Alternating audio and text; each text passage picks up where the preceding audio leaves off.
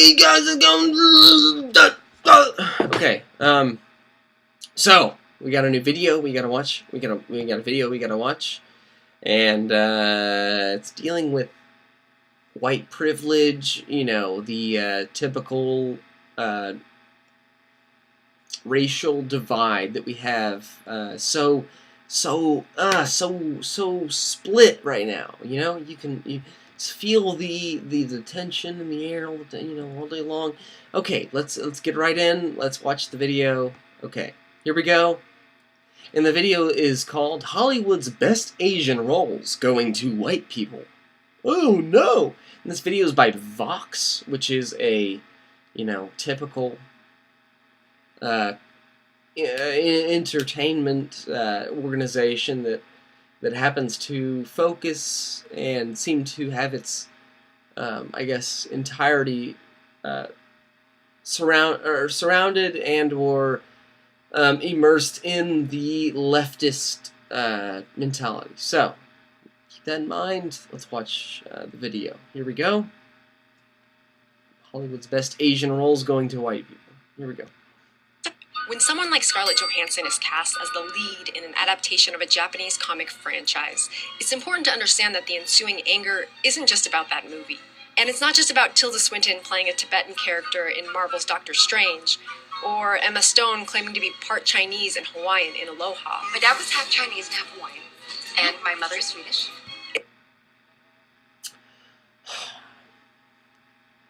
Here we go. So, this is a big controversial topic, I guess, nowadays. The whole thing that I guess these Asian roles are going to these white people, and that causes a lot of conflict for people, because anything involving race, first of all, is controversial because inherently because of the subject, and then of course it makes sense, and that's not a point to say, oh well, that this isn't justified because of these reasons, but all it's a good preface, I feel like. And so so when it comes to these issues, race is a huge dividing factor, and it tends to people tend to, I should say, navigate to a certain side based upon these questions, I guess. And sadly, it leads to a lot of intellectual inconsistencies, because these people become so adapted to a side and want to choose things based upon the moral obligations they feel, and or the inherent belief structures of such systems that they do believe. And so with this issue, we have there's a lot of parts to it, obviously. There's so much involved, and but more I guess more often than not, the issue is a thing of representation and I don't know, proper representation, I guess. So basically, these people feel like that they and or their compadres, their representative group that they feel involved with, is not being represented accordingly or properly, and so that's an issue, obviously. Any group that is not being represented to the extent that they should be is a problem. But the issue is here: are they not being represented to their, I guess, are they being represented in the manner that they should be? Are they being represented in the extent that they should be? And that's fair. That's completely fair, because again, like I said, everyone is deserving of their particular, I guess, threshold of whatever. people, based on their own statistical representative, I guess, bare minimum, they should, it should reflect that, basically. So if there, let's say there's there's a certain population that's a majority, and then let's say there's a minority that exists between, within that population. And if that's not, if it's like a 15%, if it's not being represented 15% of the time, then that's an issue. And I agree with that. And I feel like that's completely reasonable because it is, And now, with this, there's a lot of more questions that comes up because within, in Hollywood, of course, I'm sure there is racial discrepancies that are there inherently because of the leftovers of whatever systems that we've had before that don't really, I guess, want people of other nationalities or skin colors or whatever increase in whatever field that they are in. But and I agree with that. And I understand that, and I say that is something that we need to attack and address because that is an important issue. But when it comes to this, we have to really think about it and say, are these people being represented for their, I guess, representative amount, really? And if it's not that, then is it really as much of an issue as everyone wants to make it be, or at least it's people want to make it be? So, let's get right into it, and here we go. Again, back right into it. It's how all these casting decisions combined, dating back to the earliest days of Hollywood, have made Asians invisible at best, and at worst, the butt of a cruel joke.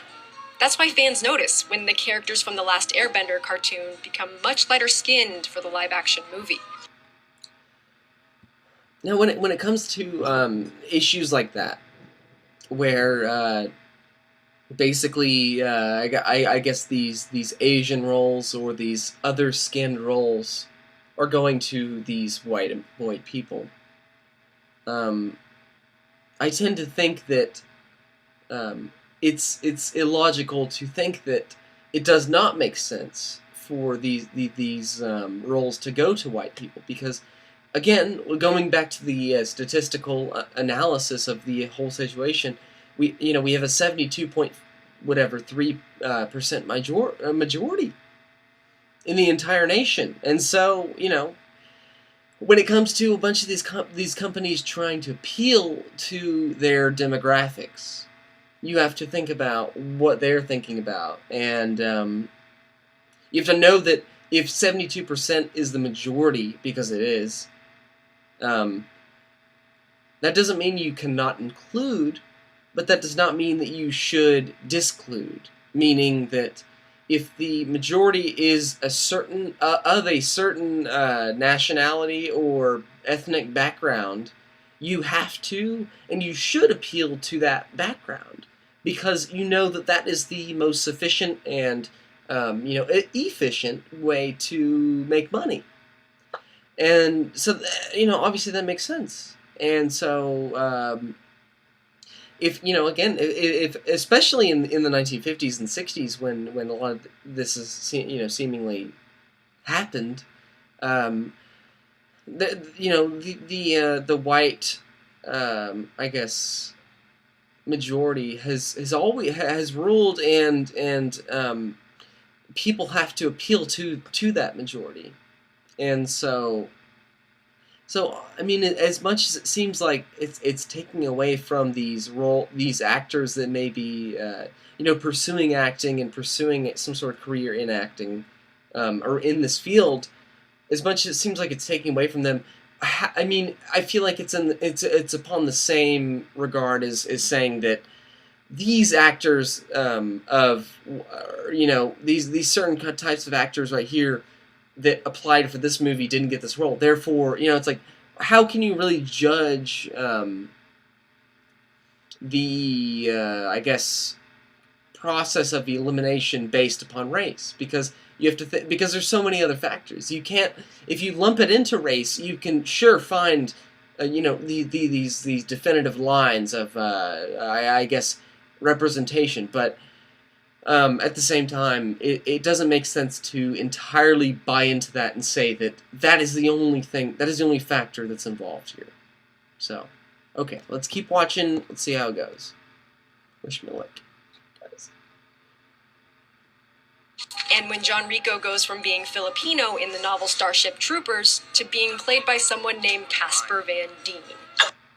Again, this is the same thing. So, the Starship Troopers movie came out in the 80s, and in the 80s there was, a good majority of white people as the audience of movies, and that's the thing. You can't think even as specific as saying the audience of the entire nation. You have to think of the audience of people who actually watch it. And so in the example of Starship Troopers, the entire audience of the people I would assume that it's a majority white audience that they're appealing to. And so obviously they're going to represent people that are, or they're going to show people who are representative of the majority, and that goes without saying for every film and everything like that. But okay, let's continue. I'll shut up. Here we go. I want to try it again, but this time we need you to do an accent. The fact is, things aren't getting better fast enough for Asians in Hollywood. In 1944, Aline McMahon was nominated for an Oscar for her yellow-faced role in Dragon Seed. Later on, Linda... I think it's unfair to say yellowface right there. I think that's very racist, probably against both sides, but whatever. Disregard that. So, yeah, again, we have a prominent white actress in a prominent white area making money because of the environment. And that makes sense. And it should make sense. And the fact that she did yellowface, or she did whatever to appear as an Asian person, I really don't see that as racism or white, I guess, power over the lesser races or the Asian races, but I see that almost as simply a almost more representative than other things, because if you think about it, how are you going to get people to recognize any idea? You have to appeal to them. And so when it comes to race, and it comes to these issues, and it comes to these people, you have to appeal to them.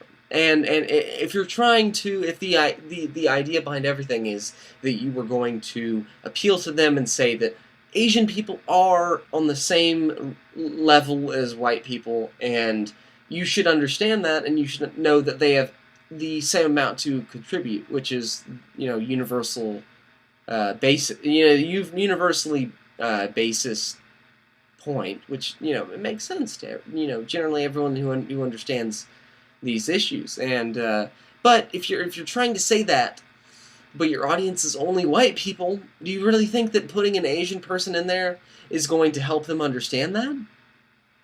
No. And as sad as that is, that'd be perfect. That'd be perfect. That would be the only way, and the way to get people to understand that. But the fact of the matter is, the majority is not Asian, and so of course they're going to listen to white people more than they will Asian people. And that has nothing to do with race, but that has everything to do with social upbringing and representation. Or I mean, not representation, but I guess has everything to do with it has everything to do with who these people are around and who they will understand more. And maybe they could understand in the same terms, an Asian actress, but if it's more understood through the efforts of a white actor, why does it matter necessarily? I feel like these people are putting too much emphasis on race. To be honest, it's like it's not even a racial issue, but that yet they want to make it one. So here, let's keep going. Hunt would win an Oscar for playing a Chinese man in The Year of Living Dangerously. Right. But they cried. So, why is that? So only Asian actors could play Asians, huh? I understand if maybe there's, if there's a misrepresentation and there's not enough people being hired simply by the fact that they're Asian, that is a problem and we should address that. But I really don't, I think that the bigger issue is maybe that white people tend to like white people, and that's not even an issue because it makes sense and it's in our genealogical understanding of reality that we would think that. And so of course we're going to listen to a white person more so, but that if they're representing an Asian person, that doesn't mean that that's the only value that we have there. We will still see the value that brings, and we will understand. We will, that'll help us understand, or that'll help us have a more well-rounded understanding of races and everything, in general. And so, but again, I don't think it's unfair that an Asian person is played by a white person. That's like the same as saying that an Egyptian person is played by someone who isn't an Egyptian, and that I'm saying that in terms of a strictly to the I guess everything. I'm basically saying that someone's an Egyptian if they're not an Egyptian, but maybe they look Egyptian. The fact that they are not, if that's the deciding factor between they get the role or not, or if that's the deciding factor with whether they're qualified or not for the role, that I don't think that's fair. Because that's saying that certain races and certain people have certain divisional aspects that make them only able to be specified in these certain areas. And that's not fair, because everyone is able to be specified in any area. And that's the thing about humans, is we're not that different, from each other, despite our racial and whatever socioeconomic upbringings. We are very similar in a lot of cases. And so I don't think that's reasonable to say. But we'll continue.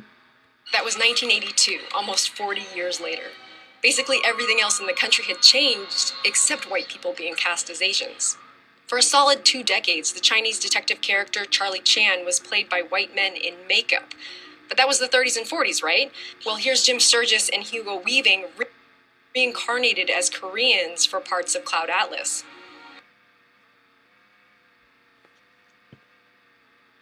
You got to think there's a lot of factors that come into who's cast for a role, and the biggest one is who will see these people, and will a good majority of people see these people.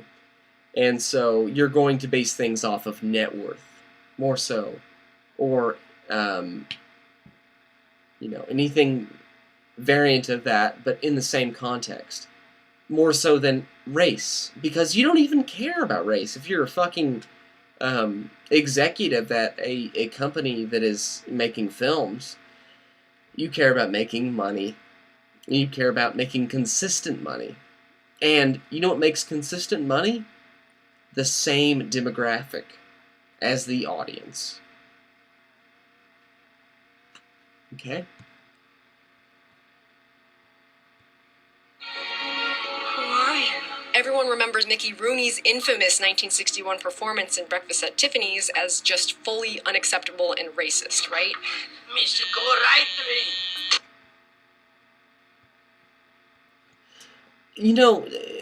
On this, I think, yeah, sure, he was in the wrong as far as, I guess, representing to the American people that Asians are, this fumbling race. But I feel like that's mostly based on interpretation and not the portrayal that he exhibited. Because if you think about strictly his performance, and you didn't think about race, but you just thought about a type of person or a person, you would not be offended because because it's it's a cartoon, obviously, in so many contexts that you don't have to say that it is one. When you're watching a cartoon with squids, or sponges, what are fucking gumball machines playing, or being human, you don't have any question about it. You don't have any worry about it because there's no moral side to that.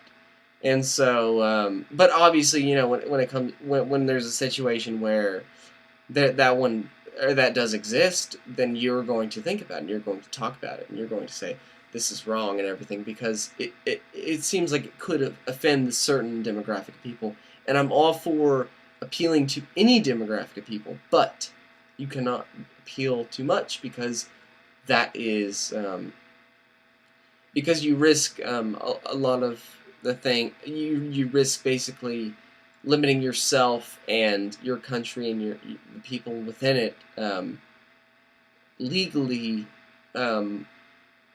I guess, without proper regard. So I don't know. Let's keep going. Well, 24 years later, Joel Grey delivered this Korean caricature in Remo Williams. I think I can do something with him. It's Korean caricature. What? I mean, what, did he say? Oh, I mean, is he doing anything in his role to say that Asians are worse than Americans, or Asians are stupider than Americans, or Asians are anything different than Americans besides their typical, I guess, mannerisms and method of language? He isn't. He's not doing anything of that. He's not showing that they are lesser or anything. He's showing they are different. Look how different these people are, and look how much of I'm a wealthy actor and I am worth a lot of money. So probably Hollywood's gonna hire me because of that. I'm reliable and consistent, and that's all they need. Again, if there was a reliable and consistent Asian actor, I swear to God, this is, maybe not in the 50s, but now at least, we could say that they would probably have an equal opportunity in getting a role for anything. And maybe not equal because of the amount of statistical representation or I guess populative representation that should be there, but okay, whatever. Let's go. And another 2 decades later, here's Rob Schneider in I Now Pronounce You Chuck and Larry. Now the Lings are a symbol of eternity. Schneider is a quarter Filipino. So in this movie, Rob Schneider's playing like an Asian kind of whatever cartoon role, and again, how is that unreasonable? How is that unreasonable? He's not saying, look, he didn't say I'm an Asian and that all Asians are this way. He is playing a cartoon of a role. And a cartoon of a role is not attached to a race, it's attached to a state of mind or maybe a application of such state of mind. And so when he's doing that, all he's doing is saying that this funny character that could exist in the world is existing now in this movie.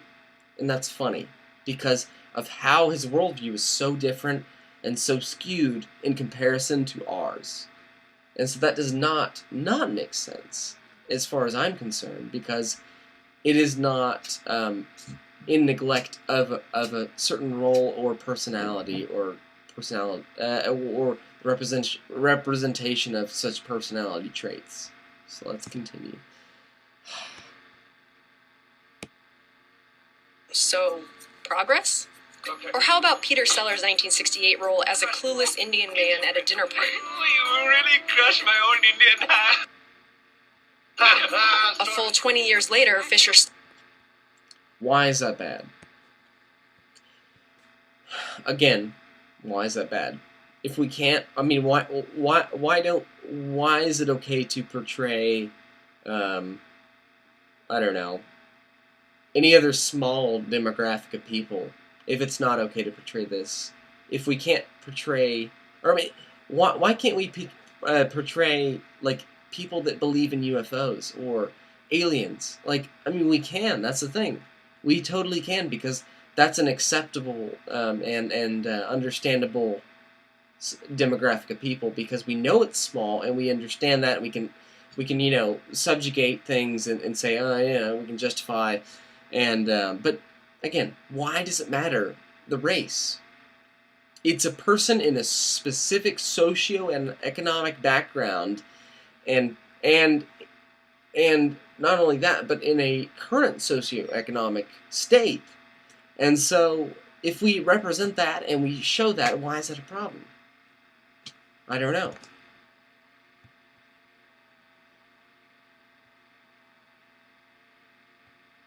We make caricatures of everything. And so, a racial caricature is just a more definable aspect and area of caricaturing that we can explore. And so I don't, unless it's blatantly making fun of that group of people because of their skin color or nature, I don't think it's fair. I mean, I think it's fair besides that. And of course I'm going to be against anything that misrepresents races or, even, I guess, adds on to anything like that, so... Stevens was in brown-faced for Short Circuit 2. It's not possible.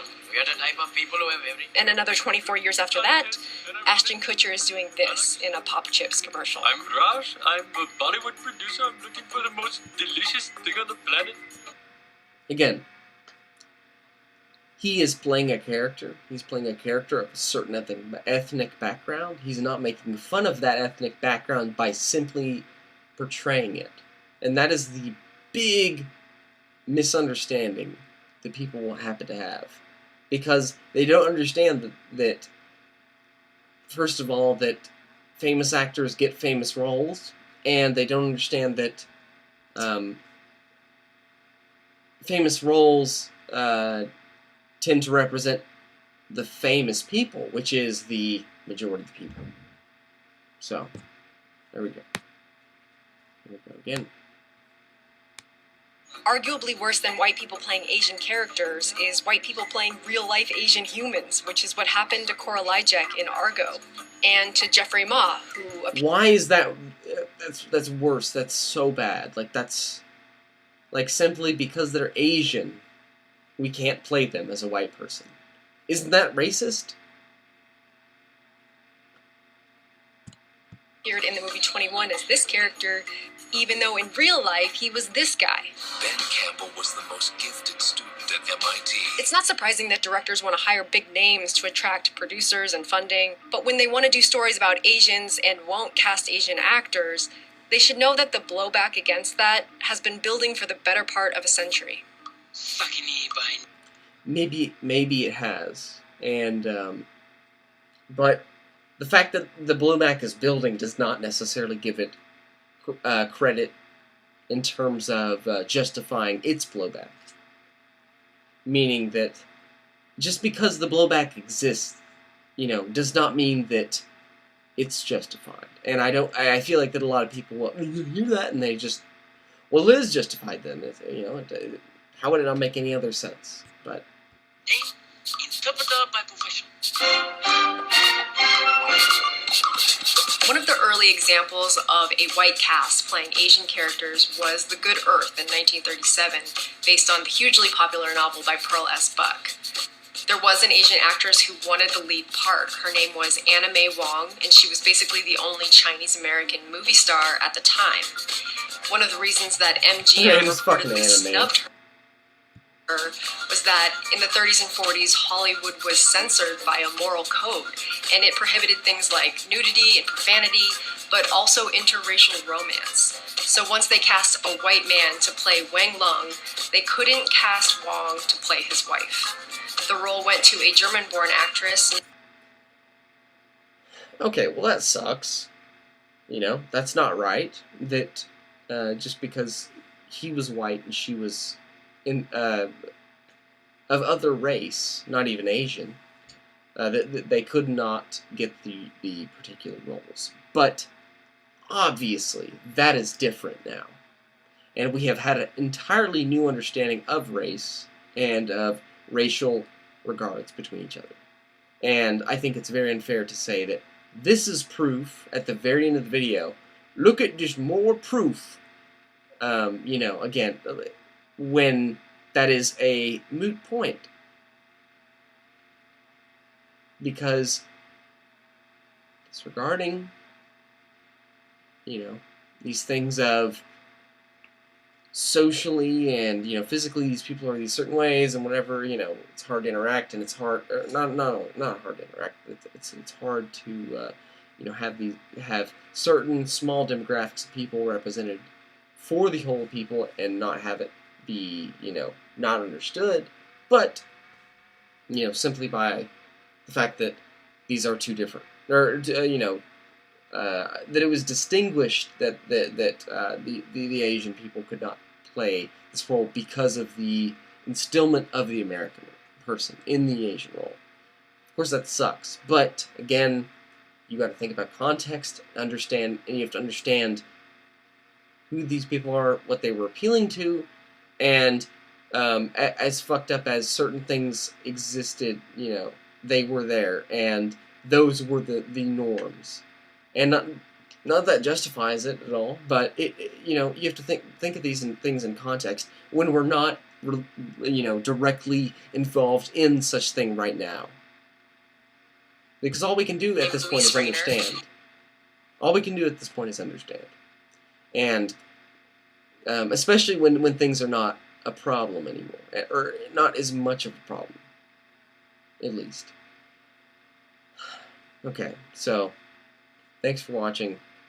Comment, rate, subscribe, and tell your friends about this, because I am just starting out and I don't know what's going on, but I can hope that you guys do, and that you will share this, and again, spread logic, truth, understanding of reality, and basic knowledge.